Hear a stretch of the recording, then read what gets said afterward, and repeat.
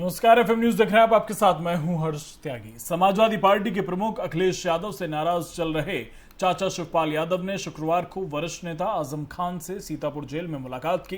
इस दौरान उन्होंने कहा कि सपा आजम खान के लिए संघर्ष करते नहीं दिख रही है। ये बड़े दुर्भाग्य की बात है। बसपा प्रमुख शिवपाल यादव और आजम खान के बीच ये मुलाकात करीब सवा घंटे तक चली। इस दौरान उन्होंने आजम के मामले को लेकर सपा को कटघरे में खड़ा किया। उन्होंने कहा कि मुलायम सिंह की अगुवाई में लोकसभा में आजम का मामला उठाना चाहिए। शिवपाल यादव ने कहा कि लोकसभा और राज्यसभा में सपा के कई सदस्य हैं, अगर सुनवाई ना होती तो धरने पर बैठ जाते। प्रधानमंत्री नेताजी की बात जरूर सुनते क्योंकि वो नेताजी का सम्मान बहुत करते हैं, लेकिन उनकी मदद नहीं हो पाई है। शिवपाल यादव ने कहा कि आजम खान के मुकदमे बहुत छोटे छोटे हैं, इस पर ध्यान देना चाहिए था। ये बात सपा को याद रखनी चाहिए। सीनियर नेता होते हुए भी उनकी मदद नहीं हो पा रही है। मैं आजम खान के साथ हूं। इस मुलाकात के कई सियासी मायने भी निकाले जा रहे हैं और आजम खान के परिवार की जो नाराजगी है वो साफ देखने को मिल रही है।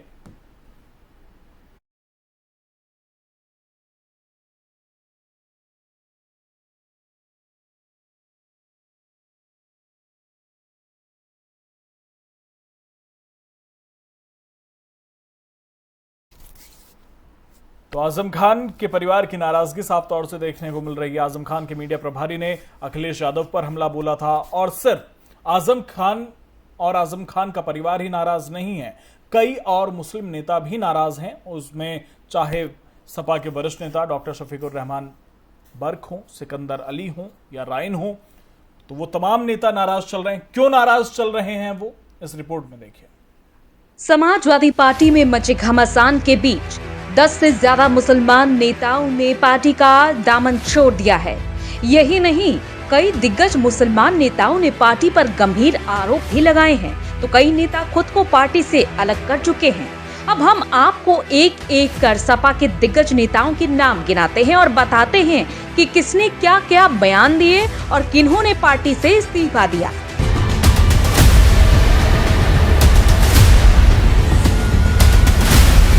लिस्ट में सबसे पहला नाम है फसाहत अली खां का, जो कि समाजवादी पार्टी के कद्दावर नेता आजम खान के मीडिया प्रभारी हैं। फसाहत अली खान ने 10 अप्रैल को बयान दिया था, जिसमें उन्होंने रामपुर में कहा था कि जेल में बंद आजम खान के जेल से बाहर न आने की वजह से हम लोग सियासी रूप से यतीम हो गए हैं। हम कहां जाएंगे, किससे कहेंगे और किसको अपना गम बताएं। हमारे साथ तो समाजवादी पार्टी भी नहीं है, जिसके लिए हमने अपने खून का एक एक कतरा बहा दिया।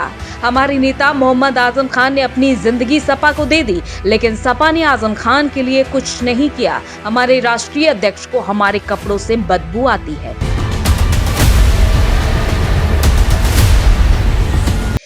इसके बाद समाजवादी पार्टी के जाने माने और सुर्खियों में रहने वाले शफीकुर रहमान बर्क का भी नाम इस लिस्ट में शामिल है, जो कि संभल से सांसद हैं और अपनी ही पार्टी के खिलाफ आग उगल चुके हैं।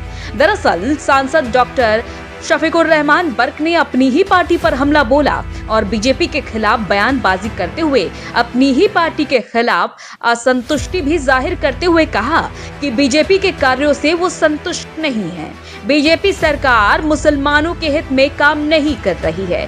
बीजेपी को तो छोड़िए, समाजवादी पार्टी ही मुसलमानों के हित में काम नहीं करती है। इसके बाद नाम आता है डॉक्टर मसूद अहमद का। आरएलडी प्रदेश अध्यक्ष डॉक्टर मसूद ने चुनाव नतीजे आने के कुछ ही दिनों बाद ही अपना इस्तीफा पार्टी के राष्ट्रीय अध्यक्ष को भेज दिया था। इसमें उन्होंने आरएलडी अध्यक्ष जयंत चौधरी के साथ सपा मुखिया अखिलेश यादव पर जमकर निशाना भी साधा था। अखिलेश को तानाशाह तक करार दिया था। साथ ही सपा पर टिकट बेचने का भी आरोप लगाया था। तो वहीं सहारनपुर के सपा नेता सिकंदर अली खान ने भी पार्टी छोड़ दी। उन्होंने पार्टी छोड़ते हुए कहा था कि हमने 2 दशक सपा में काम किया है। सपा अध्यक्ष कायर की तरह पीठ दिखाने का काम कर रहे हैं। मुस्लिमों की उपेक्षा की जा रही है। सिकंदर ने कहा कि सपा के बड़े बड़े मुस्लिम नेता जेलों में बंद हैं, लेकिन अखिलेश यादव की चुप्पी पीड़ा पहुंचाने वाली है।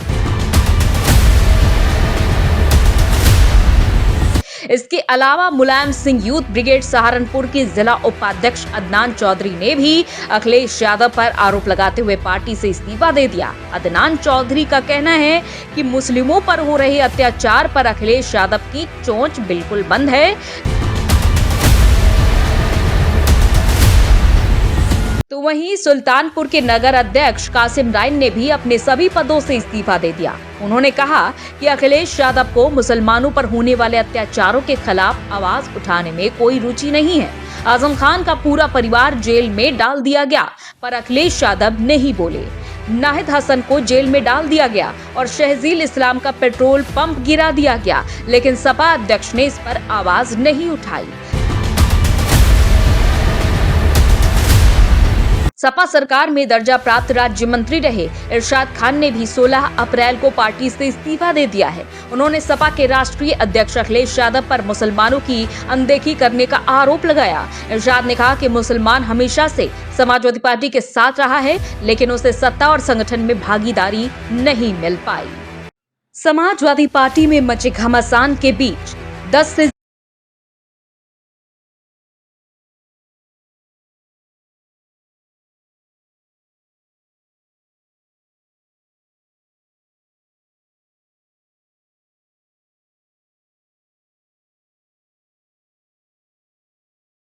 यूपी के 3 करोड़ ग्राहकों को महंगी बिजली देने की तैयारी शुरू हो गई है। उत्तर प्रदेश विद्युत नियामक आयोग ने बिजली कंपनियों के एनुअल परफॉर्मेंस रिपोर्ट को स्वीकार कर लिया है और अब इस पर सुनवाई होगी। ऐसे में मान लीजिए कि बिजली दरों को बढ़ाने के लिए शासन ने पहल शुरू कर दी है। हालांकि एक और अहम बात यह है कि बिजली कंपनियों को दर बढ़ाने के लिए आयोग में ARR के साथ टैरिफ प्रस्ताव भी दाखिल करना था, जिसे बिजली कंपनियों ने नहीं किया। इसके बाद भी नियामक आयोग ने इसको स्वीकार कर लिया है। अब वहां बिजली दर बढ़ाने को लेकर चर्चा होगी। विद्युत अधिनियम 2003 के प्रावधान के अनुसार अगर ARR को स्वीकार कर लिया गया है तो 120 दिन के अंदर नया टैरिफ लाना अनिवार्य है और इस दौरान उपभोक्ता परिषद या कोई दूसरा पक्ष आयोग में अपनी बात रख सकता है। इसमें वो ये बता सकता है कि बिजली दर क्यों नहीं बढ़नी चाहिए। आपको बता दें कि एक और महंगाई की मार उत्तर प्रदेश की जनता को लग सकती है।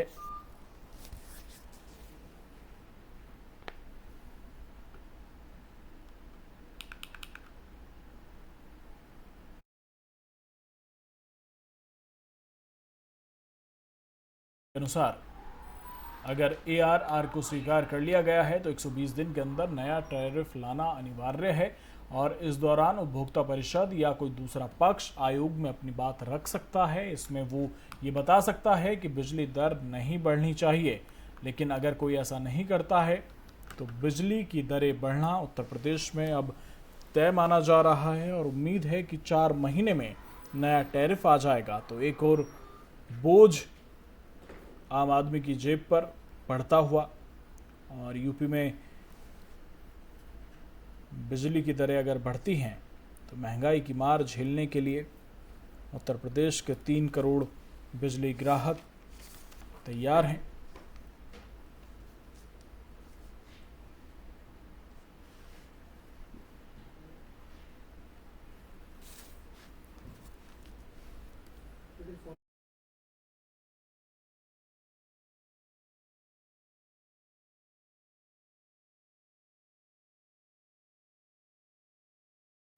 और इसी पर ज्यादा जानकारी के साथ FM संवाददाता नितिन अवस्थी हमारे साथ जुड़ गए हैं। नितिन, खबरें आ रही हैं कि आने वाले समय में बहुत जल्द बिजली की दरें बढ़ सकती हैं। आम आदमी की जेब पर एक और बोझ उत्तर प्रदेश में बढ़ने वाला है। बिल्कुल, आपको बताना चाहूंगा हर्ष की जिस तरह से विद्युत अधिनियम 2003 के प्रावधान के अनुसार आयोग के ARR स्वीकार करने के लिए 120 दिन का के भीतर जो नया टैरिफ ऑर्डर किया गया था उस पर कहीं ना कहीं जो लगाया जा रहा है, ये कहा जा सकता है कि विद्युत दरों में एक बार फिर से इजाफा हो सकता है। और जिस तरह से लगातार लोगों को महंगाई की चोट लगी थी, अब इसके बाद विद्युत में कहीं ना कहीं उसका असर पड़ेगा। आपको बताना चाहूंगा कि 2022 और 23 के वार्षिक राजस्व आवश्यकता ARR के प्रस्ताव में 2020-21 की टू अब याचिका व 2021-22 के एनुअल परफॉर्मेंस की रिपोर्ट के आधार को स्वीकार किया गया है। विद्युत अधिनियम 2003 के प्रावधान के अनुसार आयोग को ARR स्वीकार करने में 120 दिन के भीतर का नया टैरिफ ऑर्डर जारी करना होता है। जो कि बिजली कंपनियों ने ARR के साथ टैरिफ प्रस्ताव दाखिल नहीं किया था, इसलिए नई दरों का दामोदर जो बढ़ना था वो आयोग पर ही निर्भर किया गया। आपको बताना चाहूंगा कि जिस तरह से नियामक आयोग के अध्यक्ष RP सिंह, सदस्य कौशल किशोर शर्मा के अलावा VK श्रीवास्तव ने पूर्ण पीठ बिजली कंपनियों को ARR के स्वीकार करने की नई दरों को लेकर कार्रवाई शुरू कर दी है। वहीं जन सुनवाई को लेकर भी कहीं न कहीं कोई तारीखें बताई जा रही हैं, लेकिन अभी तक उनको पूरी तरह से डिक्लेयर नहीं किया गया। आपको बताना चाहूंगा कि 15 दिन के अंदर आपत्तियां सुझाव दाखिल करने का समय दिया गया है और इनके बाद ही कुछ निकलेगा। मगर गौरतलब है कि जिस तरह से बिजली कंपनियों ने 70% वितरण हानियों के आधार पर 85,500 करोड़ रुपए का ARR दाखिल किया था, उसमें लगभग 6,700 करोड़ रुपए घाटा दिखाया गया है। क्योंकि बार आदेश के बाद बिजली कंपनियों में दरें जो प्रस्तावित नहीं है, ऐसे में अब गेंद आयोग के पाले में आ गई है। ये देखना बाकी रह गया है, क्योंकि जिस तरह से राज्य विद्युत उपभोक्ता परिषद बिजली दरों में कमी कराने के लिए सक्रिय हो गया था, उसको देखकर आज ये कहा जा सकता है कि परिषद के अध्यक्ष अवधेश कुमार वर्मा ने बिजली दरों में इजाफा करने की बात कही है। तो अब ये सीधे तौर पर ये कहा जा सकता है कि उपभोक्ताओं को एक बार फिर से विद्युत दरों में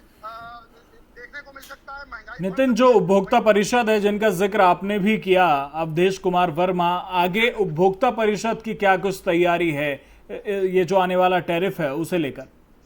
बिल्कुल, आपको बताना चाहूंगा कि जो उपभोक्ताओं के लिए निकल रहे हैं 20,596 करोड़ रुपए जो एवज में दरों में कमी करे हैं, उसमें कहीं ना कहीं ये कहा जा सकता है कि उपभोक्ताओं को राहत दिलाने के लिए राज्य सरकार को भी आगे आकर विद्युतीकरण 2003 की धारा 108 के तहत नियमानुसार को बिजली दरों में कमी के निर्देश देना चाहिए। लेकिन इस पर अभी कितना अमल किया जाता है ये देखना बाकी है। जी बिल्कुल, और कहीं ना कहीं अगर नितिन देखें, पेट्रोल डीजल के दाम, गैस के दाम और अब बिजली के दाम और कोरोना की वजह से जिस तरह के हालात हुए रोजगार को लेकर, वो हालात, उसके बाद अब फिर से चौथी लहर की तैयारी, अंदेशा लगाया जा रहा है, बड़ी मुश्किल आम आदमी के लिए हो रही है और इसमें सरकार को जरूरी हो जाता है कि कोई कदम उठाए और इस महंगाई में कमी करे।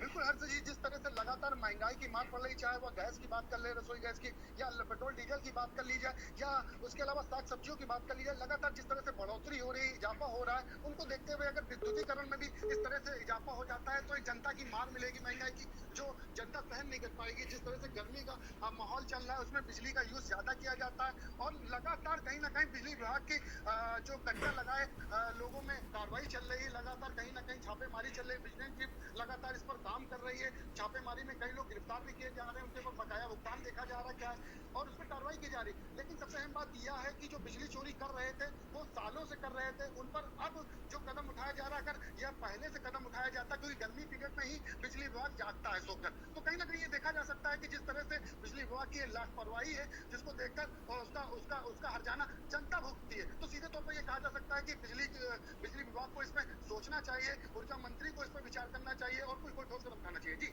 चलिए, बहुत बहुत शुक्रिया नितिन आपका तमाम जानकारी के लिए।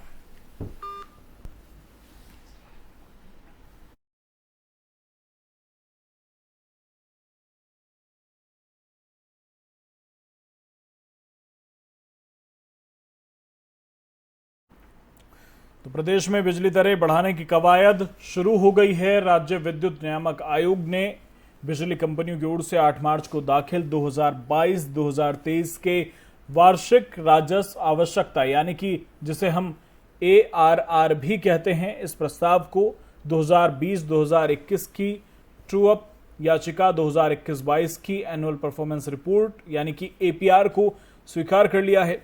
विद्युत अधिनियम 2003 के प्रावधान की अगर हम बात करें तो आयोग को ARR स्वीकार करने के 120 दिन के भीतर नए टैरिफ ऑर्डर जारी करने होंगे और हालांकि बिजली कंपनियों ने टैरिफ प्रस्ताव दाखिल नहीं किया है, इसलिए नई दरों का दारोमदार अब आयोग पर ही है।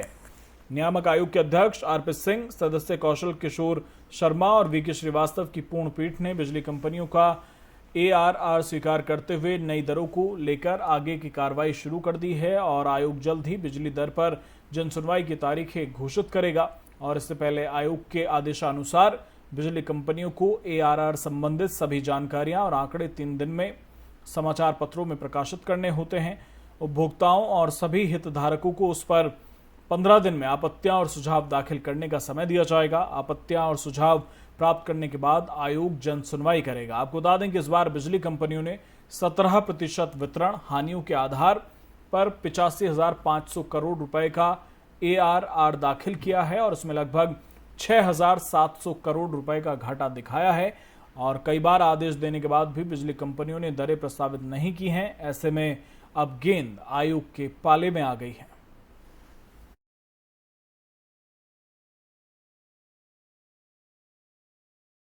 दिल्ली के जहांगीरपुरी में बुलडोजर की कार्रवाई को लेकर भारतीय किसान यूनियन के राष्ट्रीय प्रवक्ता चौधरी राकेश टिकैत ने उत्तर प्रदेश के मुजफ्फरनगर में कहा कि जिस तरह से एक धर्म विशेष के लोगों के ऊपर बुलडोजर की कार्रवाई की जा रही है वो हिंदुस्तान के भविष्य के लिए बेहद खराब है। ऐसी घटनाओं से हिंदुस्तान की दुनिया भर में बदनामी हो रही है।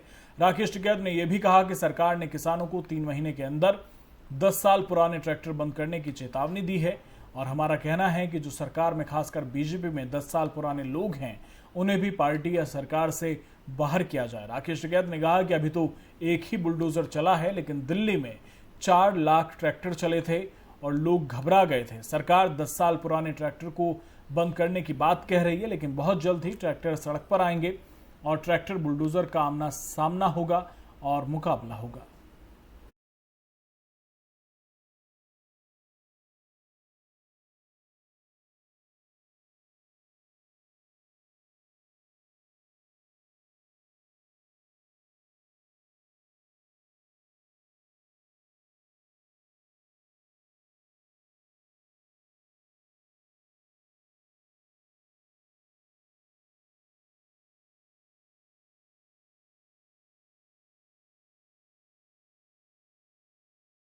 मॉरिशस के प्रधानमंत्री प्रविंद कुमार जगन्नाथ ने अपने वाराणसी दौरे के अंतिम दिन राज्यपाल आनंदीबेन पटेल और मुख्यमंत्री योगी आदित्यनाथ से उत्तर प्रदेश में निवेश और व्यापार की संभावनाओं पर चर्चा की। शुक्रवार को आधिकारिक सूत्रों ने यह जानकारी दी। मॉरिशस के प्रधानमंत्री ने उत्तर प्रदेश की राज्यपाल आनंदीबेन पटेल और मुख्यमंत्री योगी आदित्यनाथ के साथ अलग अलग बैठक की। अधिकारियों के अनुसार इस दौरान बैठक में दोनों देशों के प्रतिनिधिमंडल भी रहे और बैठक में उत्तर प्रदेश में निवेश और व्यापार की संभावनाओं पर विचार किया गया। आधिकारिक सूत्रों के अनुसार बैठक के दौरान मॉरिशस के भोजपुरी भाषाई को यूपी के पर्यटन केंद्रों से जोड़ने और इसके साथ ही यहां के GI टैग और अन्य उत्पादों के निर्यात को विस्तार देने के विषय पर भी चर्चा हुई।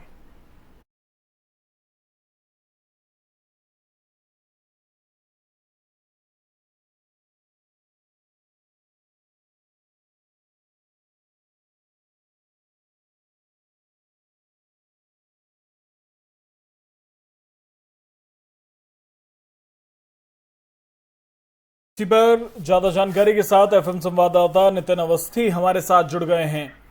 नितिन, जो ये मुलाकात हुई मॉरिशस के प्रधानमंत्री के साथ CM योगी आदित्यनाथ की, क्या कुछ खास इसमें रहा और किन विषय पर चर्चा हुई? बिल्कुल हर्ष जी, आपको बताना चाहूंगा कि CM योगी आदित्यनाथ के साथ मॉरिशस के प्रधानमंत्री जो आए हुए थे उन्होंने बात की है और यूपी में निवेश और व्यापार को लेकर चर्चा की गई। आपको इससे पहले बताना चाहूंगी कि दोनों नेताओं के बैठक में उत्तर प्रदेश में निवेश बढ़ाने की बात की गई है और जिस तरह से प्रविंद जगन्नाथ जो आए हुए थे वाराणसी एयरपोर्ट से सीधे वो रवाना होंगे, लेकिन उससे पहले उनका सम्मान किया गया था।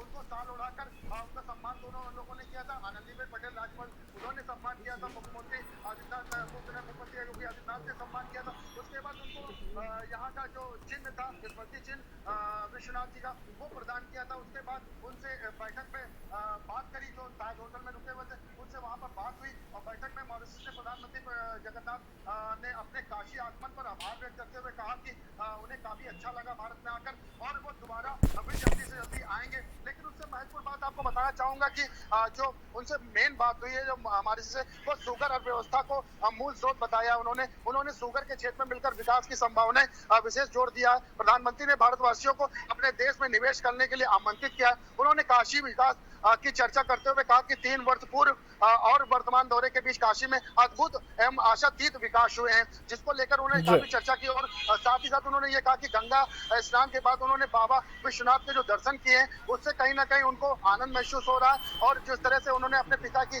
अस्थियों को विसर्जित किया था उसके लिए उन्होंने आभार व्यक्त किया है और ये कहा कि जिस तरह से यहाँ उनका सम्मान हुआ डमरू बजाते हुए, क्योंकि काशी विश्वनाथ में जब उनका आगमन हुआ था तो लगातार उनके डमरू बज रहे थे और नगाड़े बज रहे थे, जिस तरह से तो उनको ये बहुत अच्छा लगा। और वहीं दूर बात कर ली जाए कि जिस तरह से 66 नए मंदिर मिले जिनका पुनरुद्धार कराया जाए, उनमें कहीं ना कहीं उन्होंने कहा है कि जो योगदान हो सकता है वो हम करेंगे कॉरिडोर के निर्माण के लिए। तो कहीं ना कहीं ये कहा जा सकता है कि वो यहाँ पर आकर उनको बिल्कुल नितिन, और कहीं ना कहीं जिस तरह से इस चर्चा में व्यापार और निवेश की संभावनाओं पर बातचीत हुई है उत्तर प्रदेश में, और इससे पहले भी अगर हम देखें तो योगी आदित्यनाथ हमेशा कहते रहे हैं कि उत्तर प्रदेश की जो अर्थव्यवस्था है उसे आगे लेकर जाने का काम करेंगे, और जो तमाम बैठकें विदेशी मेहमानों के साथ योगी आदित्यनाथ करते रहते हैं उनमें उसकी झलक दिखती रहती है।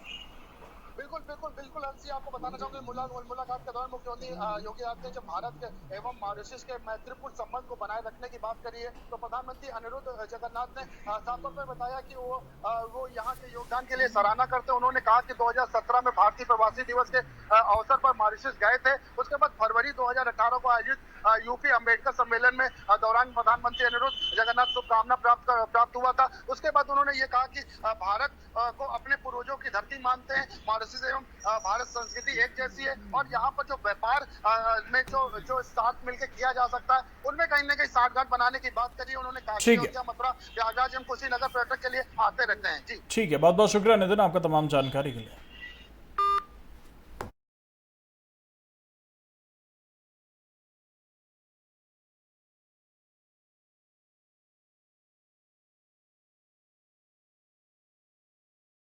देश भर में कोरोना के बढ़ते मामलों के बीच उत्तर प्रदेश में भी लगातार कोरोना के नए मामलों में बढ़ोतरी दर्ज की जा रही है। उत्तर प्रदेश में पिछले 24 घंटों में 205 नए मामले सामने आए। इसके साथ ही प्रदेश भर में एक्टिव केसों की संख्या 980 तक पहुंच गई, जबकि 81 मरीज इस बीमारी से रिकवर हुए हैं। प्रदेश में एक बार फिर सबसे ज्यादा मामले गौतम बुद्ध नगर, गाजियाबाद और लखनऊ में सामने आ रहे हैं।